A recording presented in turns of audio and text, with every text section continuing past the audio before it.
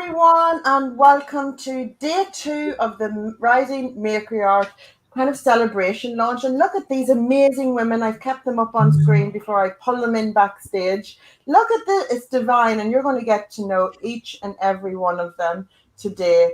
But we're just going to remove them here. Bye, Michelle. See you later. Bye, Ash. See you in a moment.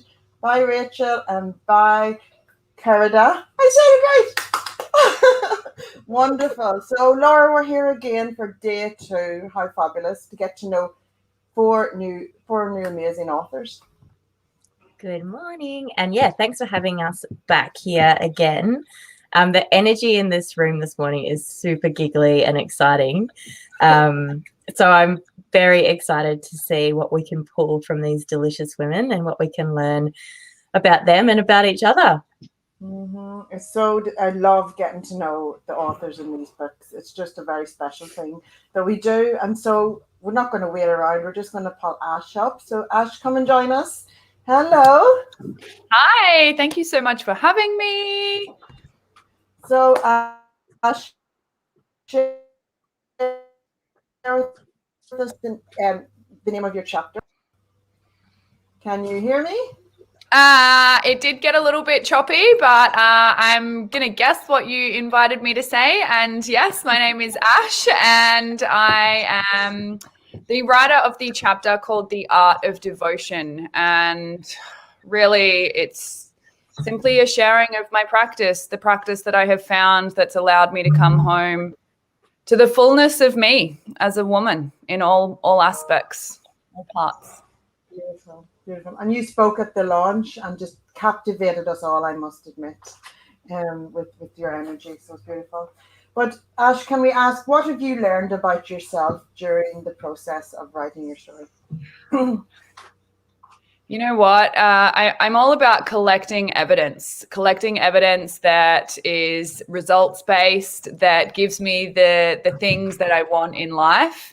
And the biggest thing that saying yes to this book has shown me is that I am on my path and that I am living what I teach. I am surrendering when I am meant to surrender, and I am in cycle with myself and my body and the natural world. You know, it's writing the chapter through January was potentially one of the most challenging months of my parenting experience.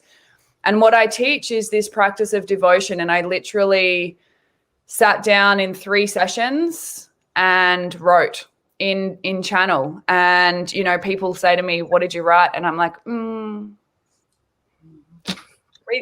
the chapter.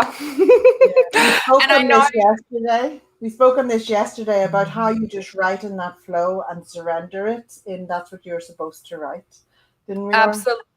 Absolutely. And that's exactly what I've learned. And even just from January to now and to the launch and to the momentum that this launch has brought into my life and my business. And yeah, it's just complete surrender and trust and returning to my practice. Beautiful, beautiful. Laura's got question 2 for you. Go for it, Laura. Okay, beautiful. Who would you recommend Rising Matriarch to? You know what? I'm not into niches. I just don't fit that thing of having to have a niche and having to say who or what. Listen, if something ignites within you, if you are a male or a female, it does not matter how you relate to yourself or the world. If one of us authors has caught your attention, if the book has caught your attention, this little pussycat's here in the background, if something is coming alive within you, then please just follow that calling and dive in. It is so empowering. It allows you to feel heard, validated, at home. If you are of the male gender, then it's just going to give you a deeper understanding to the opposite sex. So yeah, if something's igniting, just say yes and jump in. What I actually really love about the book is that it's chapters, right? So if you're one of these creatives that doesn't finish things or that doesn't read books front to back, if you're an intuitive and you just like to jump into the message, I actually didn't realize the potency of this book until I got it in my hands, and I'm one of those people. So I just love that I can sit down and just open it and read one chapter and just dive into that with a bit more ease. So that's something that I really love about the book. Also, what could be a really beautiful idea is to just open it on any page and go with that chapter on the day and see how that resonates with you in this moment. I have another book like that where if I'm drawn to it, I just go, okay, what's the message for today? And I think there could be something really beautiful in doing that with this book also, rather than going from, A to Z, just like, what have you got for me today? Yeah. So that's really cool. Absolutely. It's a common thread. I think this book's just for everyone. That's the thing, isn't it? It's if you're drawn to it, then it's calling you. There's an answer in there for you, or something to resonate with. It's beautiful and divine. Absolutely. All right, Ash, what legacy would you like to leave behind? That's a big question.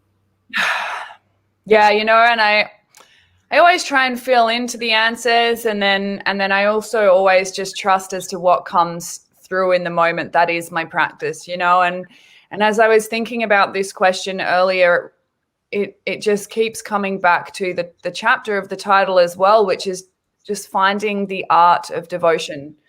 The legacy that I wish to leave behind is the transmission of what it feels like to resonate at the divinity that we have within us, and for me, that was my transmission. That was my awakening, feeling and receiving other women in their divinity, in their rapture, in their bliss. And over the weekend, the feedback that I had from the book launch itself, when you drop into that space of divinity and connection, that is felt and it is received.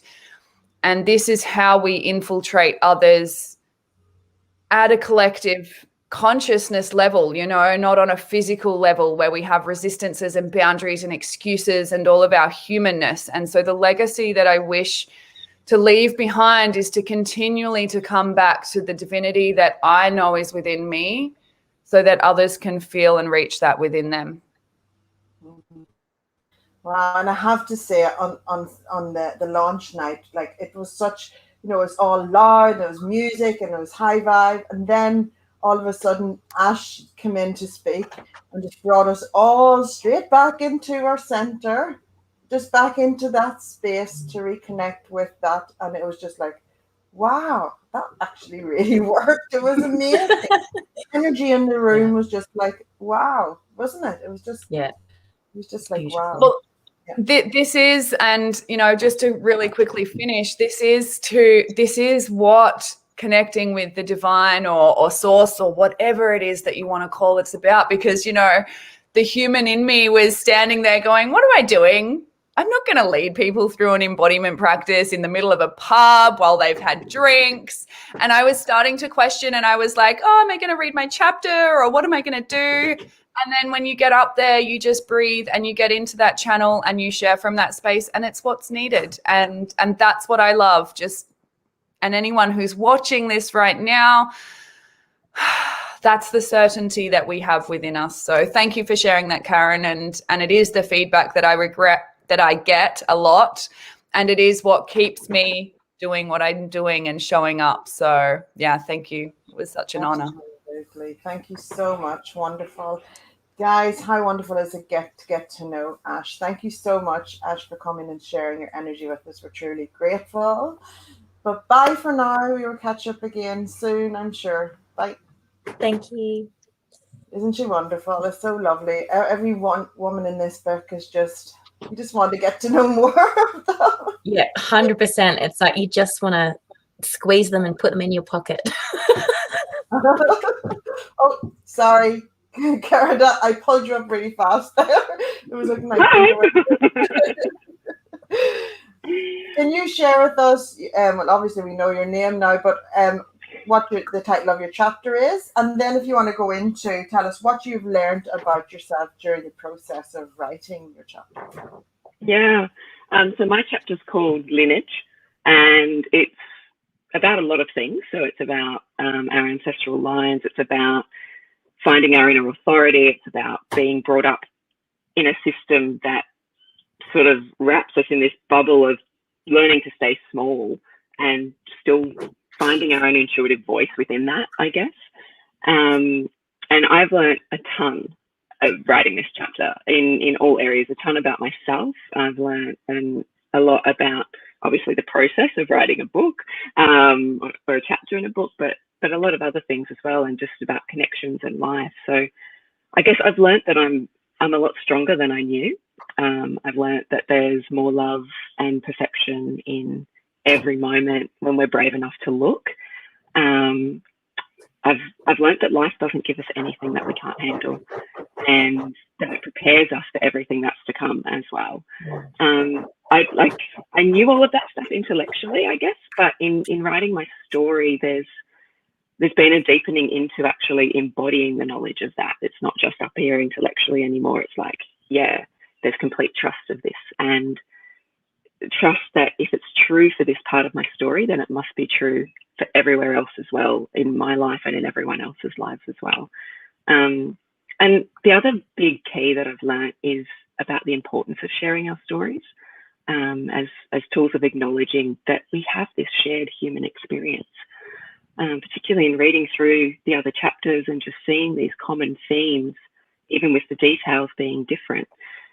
Just knowing that we have this shared experience in life, and storytelling is an ancient teaching tool that can be understood and integrated in layers over time, and how important it is for both the teller and the listener, I think, is what's really come through for me. For the teller to release, to integrate, to just have a possible catharsis of the story. And for the listener to feel that sense of belonging, of connection, and of community, or common unity that we all have.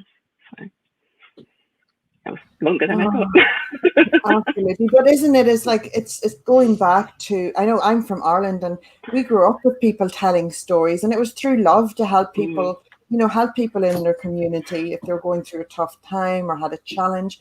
People would share stories of their experiences so that it would help them and it was shared with loving intention, you know what I mean? And even sharing your wins, it wasn't that you were blowing your own trumpet, you were just sharing how you did it so that other people can learn from that and things like that. And that's what I feel that this book is. It's just a big hug, it's just putting out there into the world saying this, yes, shit can happen in life, but what if you just take it and learn from it and grow through it, you can reach a very special place, is what it's so beautiful. Totally agree. So Laura's got a question for you, Gerda. I do. But first, I just want to say that I remember distinctly when I was reading your chapter, I was a sobbing mess, absolute sobbing mess. And I feel emotional now, even just witnessing you sitting in this moment and going through that reflective process for you, because it was such a vulnerable share and so beautiful. And I know that that one is going to poke straight through the hearts of so many people. So thank you for saying yes to this opportunity and being that vulnerable person. And you do hold such a beautiful reverence. And the space that you hold is absolutely beautiful. So I just wanted to acknowledge that. And with that, who would you recommend this book to? Thank you, Laura. I just want to say I did have a moment after it launched and I started selling copies and people actually started buying them. I was like, oh, people are actually going to read that. What did I write again? So I definitely feel that vulnerability with it, but I also, reflecting on what I've learned from it, it's also like, well, it's important that we do share these stories, because otherwise people feel like they're alone in what they're going through, But who I would recommend the book to? I have a kind of similar answer to Ash, I think. So really, this book is for women and, well, all womb carriers, whatever gender they align with being, who maybe feel alone in their journey or their story. to see that we do share these common themes. It's the women who want to be inspired to step out of their shells and to know that there's more to life that they haven't been able to access. It's the women with daughters who want to, be able to share this life wisdom with them. It's the women with funds who are going to grow up and live in the world with women. It's the women who are childless, whether by choice or circumstance. It's also definitely for the men or other women who love these women, whether they're aunties or sisters or mums or daughters or whoever they are. Beautiful. Beautiful. Thank you. Oh, isn't it? It's just so wonderful. Okay, what legacy would you like to leave behind, Carla? Oh, this is a big one. Yeah. Yes, I guess thinking bigger picture for me than just the book, it's a legacy of women who choose to be the heroine and not the victim of their story, and who see not only the flaws in the actions of their ancestors or their forebears, but who can acknowledge the gifts they were given as well, and who see that, I guess, that everything that happened for them and not to them. So it's a legacy of gratitude, of self-responsibility, and of sovereignty, I would say. And I think even bigger picture, it's kind of like for a legacy for women and of women who know deeply that it's time for the power structures of our current world to change, and that it's also up to us to do this, but in our own feminine way, not necessarily with the same principles and tools and practices that built the system in the first place. Oh, what an answer. Thank you so much, Gerda. It's just beautiful and so true. I absolutely agree and connect. And on your note about putting the story out into the world, no matter how many books you do, how many books and stories you share with the world, that's going to be the same every single time. But honoring the feelings that you have around that, and you're not alone in that either. I'm sure every one of us in the book felt that when it launched, but through the proudness as well of sharing the story and being part of something amazing. So beautiful. Laura, do you want to say anything before we finish with Gerda? Mic drop. Yeah, I'm sorry I wasn't able to be at the launch, but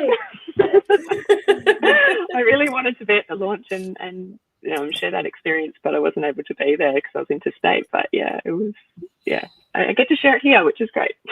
Absolutely. It does, this is just the beginning, Yeah, absolutely. And that's the thing is, we're all connected in the book, and I can't even begin to imagine what it would be like not to be at the launch for you guys who are interstate. So we really felt that.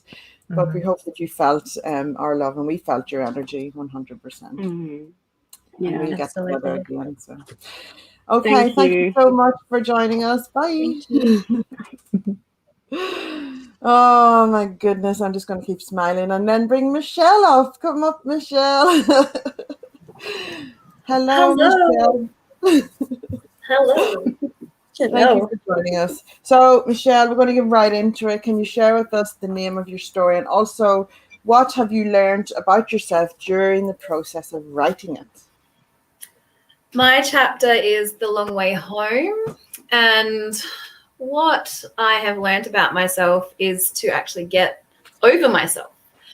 That has been one of the biggest lessons. And the ability that I can share, if I can share my message however it comes out. So short and sweet, that's what I learned. Well, do you know what? That's what we love, is that everyone has learned different things in different ways with this book, and that's why it's so powerful, the journey and stuff. Can I ask you, how long did it take you to write your story? We talked about this yesterday, didn't we, Laura? Some of us were 11th hour magic people. Did you take your time to get your story out, or how did it work for you? There was the process of writing when Laura first presented this to me, and it was the yes, and then oh no, and then yes again, and then no again. And I thought, okay, let me just get some stuff down. And so I wrote stuff out as a bit of a cathartic process. And I was like, oh, that was just like an energy dump. Mm-hmm. And then I arranged for this particular night that my children were no longer in the house. I've got only the younger two that's are still at home. So I found myself childless for the night, and I thought, well, I really need to get this done because, deadline was looming. So threw it all together and pressed send. I'm pretty sure I pressed send with no title. I'm like, Laura, have a look. So not the 11th hour, but very close to it. So. And it is about getting into that mindset and that clear space just to pull it all together. Because once you plant the seed, once Laura calls, and it's already emotion in your subconscious mind. So when you actually sit down, it just pours onto the page, doesn't it? What the reader needs to read. So amazing and wonderful and beautiful. Laura, do you want to add? Yeah, just having a giggle to myself because I'm not sure that Michelle felt like she had a choice when it came to contributing. No, Michelle doesn't have a choice. Laura says. a gentle tap on the shoulder, or perhaps not quite so much. But I am so grateful that you don't argue with me when I poke your buttons, because I can't imagine this book without your contribution in it. Thank you. It would be incomplete. Michelle, who do you see this book for? Absolutely everyone. It is non-discriminatory. It will touch everyone in whatever way is needed.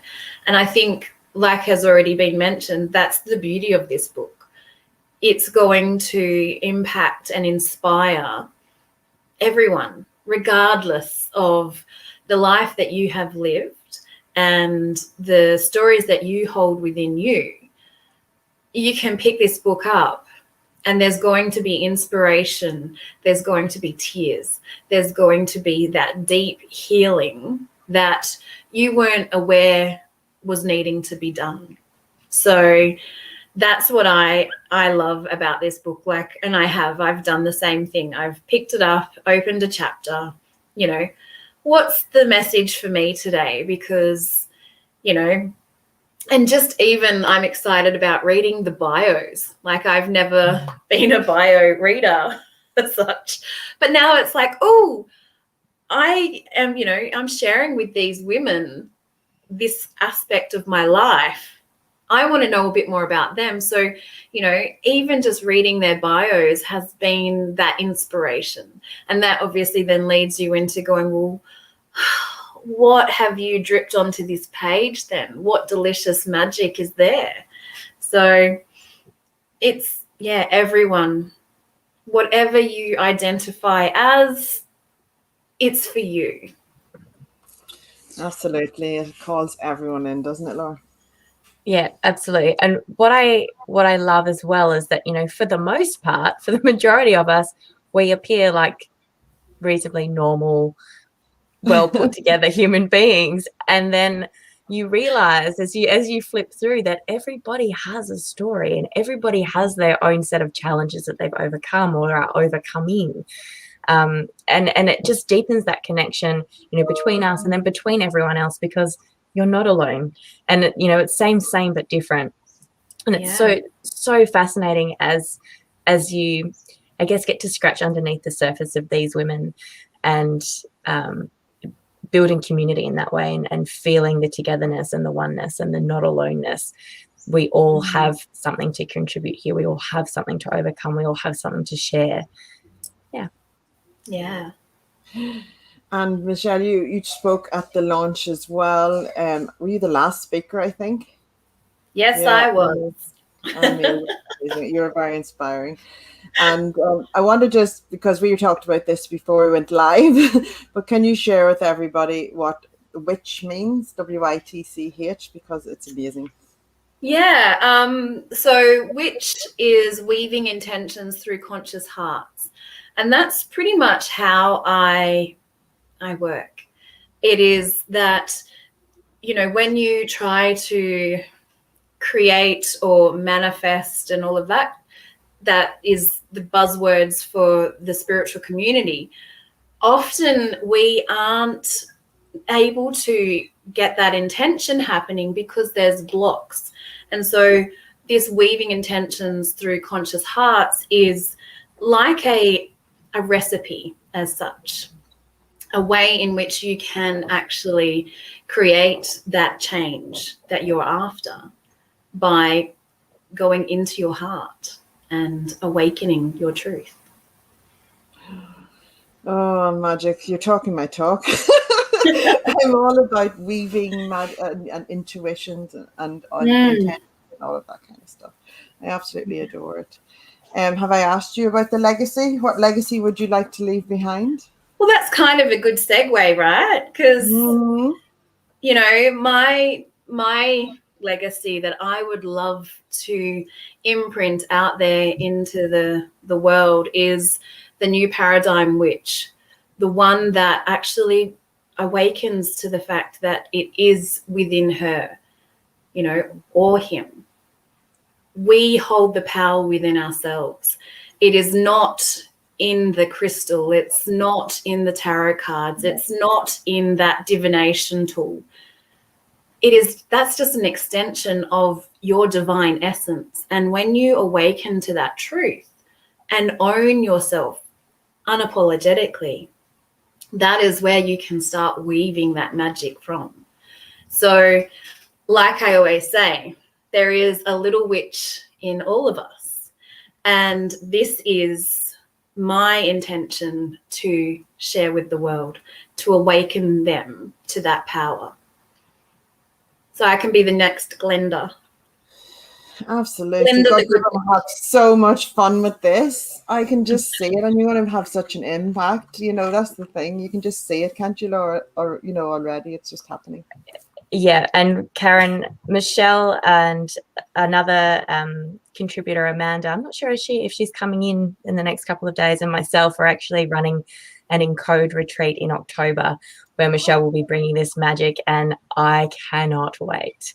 I cannot wait to present with these women and put our magic together and see what kind of holes we can poke in the universe. People are not going to be the same after it. No, and if it's anything from our previous gatherings where the three of us are together, it is always phenomenal. And I couldn't imagine doing life without my amazing soul sisters, Laura and Amanda. Oh, beautiful. Three is the number of the fairies. Did you know that? Yes, absolutely. Happens. I love it. Wonderful. Thank you so much, Michelle, for joining us. Thank you. An absolute joy, and everyone would love to get to know you better. So go and check Michelle out. Go and hunt her down, as with Ash and Kerda as well. But we're going to get to know Rachel now. Rachel, come and join us. Hello, Rachel. How are you? I'm good. That's wonderful. Rachel, can you share with us the title of your chapter, and also what have you learned about yourself during the process of writing it? Yes, so my chapter is called Pandora's Box.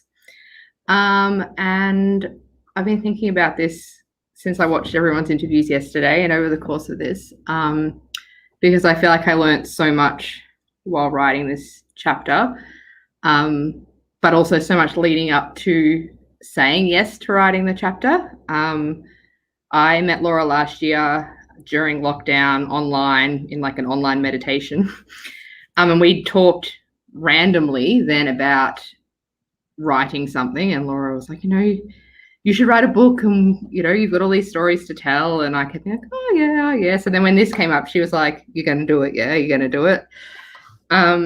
But the thing I probably discovered the most is that a lot of the time when I've written things in the past, I have written about like fictional characters or other people because it was easier to make up a character that was someone else or someone who didn't, that sort of was part of me, but that I didn't have to own. It was easier to put bits of myself into other characters and go, that's sort of how I feel, but I can always just go, oh no, that's just a character, it's made up. Whereas in this particular instance, there is no character. Like, the person in the book is me, and I have to own everything that person says and everything that person feels and everything that person experiences. And that was really different for me. And that was, a learning curve, but also, like, I suppose freeing as well, because now it's all there and I have to own it. So the biggest thing I think I learned was just to honor myself and what I feel and what I think, and not try to pretend that they're someone else. I can connect, because my first novel was fictional, and I shared my story through the novel through a fictional character. There's so much freedom in that, isn't it? And you can give them a different ending. Yeah, you can kind of go like, I'll put all my bits in, but it can end happily, and it can be, it can be mystical and fluffy, and it's not, whereas this is like, no, this is just raw and real. Yeah, that's it. There's no hiding from when you put your name to something that's nonfiction. Yeah. But it's also really empowering, and when you claim and own your story, that's when amazing things do happen. Have you found that since sharing your story that has shifted, that sharing it? Yeah, definitely. I think even just from when I said I was going to do it and having those like dialogues with people when they're like, oh, well, what are you writing about? What's the purpose of this? So having to like own it, I suppose, again and again and again and again. And even now, as we're in like the launch phase and people are like buying it and reading it. And so it's like this ongoing, it's like discovering and learning over and over and over more and more things. Like the learning didn't end when you finished writing, the learning's still happening. It does. Oh, the power of writing your story and sharing it with the world. And then when it connects to someone who really resonates with it and they come to you saying, wow, I've read your story, that's a really poignant a part of the process. Yeah. Laura, do you have anything to add? There was definitely nothing fluffy about your story, Rach. Definitely nothing fluffy. And I'm so emotional today. I'm like so in love with everybody today, and just like, oh. It's actually been really hard going last, because listening to everybody else, like Erin was speaking, I was like sitting here like tearing up, and I'm going, don't let the makeup run. Don't let the makeup run. I think you nailed it, when witnessing you through this process of having that full bodied yes, and then just going, oh, but now I have to own me. Now there's nowhere to hide. And then watching you just like definitely having to process that, but then just doing it and owning it. And you're like, that's it. Like it's literally like, you've staked your claim in this world as the incredible woman that you are. It's super, super proud. And who would you recommend this book to? When I first started writing, and even as it got to publishing point, I feel like I spent a lot of time thinking about who I didn't want to read it because of fear. So I had all these experiences where I was like, oh, what if this person reads it and they think this? Or what if this person reads it and they think this? Or what if the, children I teach read it and are suddenly like, oh my goodness, that's our mentor, and we did not know those things about her. And then the more I thought about it, the more I realized that they're actually the people that probably need to read it most. Like all the people that I'm terrified of reading it, they're the ones that need it, because, I can say that I want all women to read it, and I agree with that. Like every woman will get something out of it. But I think it's all the people who maybe don't want to read it or don't want to hear it or don't want to learn that are the ones that need to read it most, because they're the ones who probably have the most to learn and have the most to get out of it. So I agree, like everyone should read it, but I think particularly if you're someone who thinks that women don't have something to say, or who doesn't want to feel uncomfortable, or doesn't want to acknowledge that, you know, maybe the world is a bit different to how you see it, then you're the one that needs to read it most. Oh, yes, that's courageous, isn't it? Just face those fears and do it anyway. That's the thing. That's what we do. Recommend it to the people that you don't want to read it, because they need to read it most. And Yeah. it's true, like it is. It's I know that space. Oh, Rachel, what legacy do you want to leave? I think for me, I want to leave behind the message that you can be whoever you want to be. You can love whoever you want to love, and that's going to be okay. Particularly for my nieces and my nephews that come after me, I want them to not have to spend so much of their life hidden in a box like I feel like I was. So for me, like, you know, the book that is, or the chapter is called Pandora's Box. And now that it's open, like I've had days where I want to close it and I want to get back in and I want to like wrap it up in wrapping paper and go, that was, you know, that was fun. But I don't want anyone else to ever have to feel like they're put into a box. And so my legacy is just, I want them to know that at least I will pave a path for them where they can just be whoever they want to be, whatever that is. Very, very, very. Yes. High five for that. Amazing. Oh, Rachel, thank you so much. I'm going to bring everybody up. Hey, wasn't that amazing, Laura? Getting to know all of these divine women. Here I'm we a all mess are. today, Karen. It's just like the emotion sitting right here, and I'm just like, oh, it's beautiful, and also hold it together, lady. We're going to say goodbye to everybody live. Bye, everyone live. Go to kmdbooks.com/Rising Matriarch to catch all the links of where to get this amazing book. And also watch out, because all the recordings from all the interviews will be there as well. So thank you for watching if you're watching live. But goodbye for now.